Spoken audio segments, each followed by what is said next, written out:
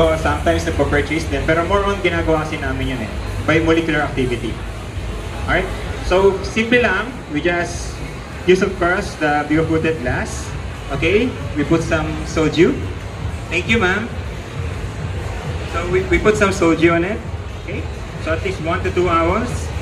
Siguro 2 ounce kasi yung mga flavored soju like this is masarap mas marami. So, I put 2 ounce. There you go. And gagamit tayo ng konting. Here you go. Lemon lime soda.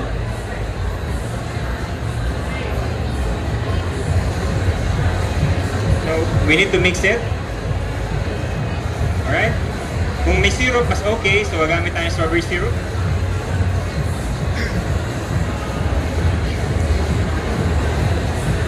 Nice 2 pumps.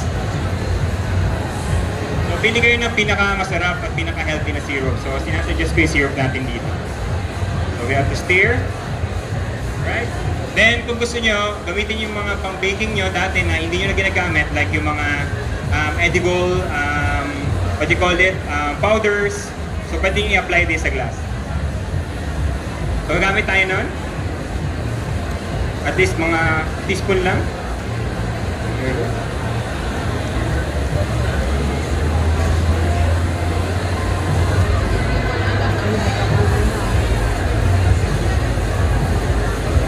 And there you have it. You have the Viva Paris. Okay.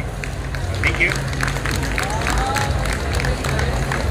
So, imbis na itapon natin sa yung mga soju natin leftover, gawin natin mocktail, no? Or cocktails, di ba?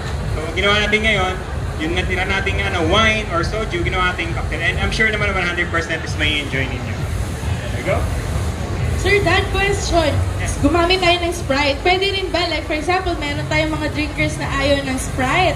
Pwede ba na soda water lang siya? Yes, 100% yes. Pwedeng soda water din. So, ginagamit ko yung Sprite kasi mas madali siyang hanapin sa market compare sa soda water. Pero kung ikaw na may health conscious talaga, gusto 100% na walang tamis, yun, gumamit ka ng directly Sprite and then yung leftover mo soju. And then, yes, of course, huwag niyo kalimutan yung Viva Coated na ocean glass. Para safe din tayo uminom. Kasi kala nyo minsan, sumasakit yung tiyan nyo sa pagkain no? Sometimes sa baso rin nakukuha.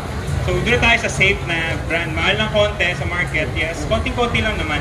Safe naman, 100%. And thank you. Any questions from our crowd?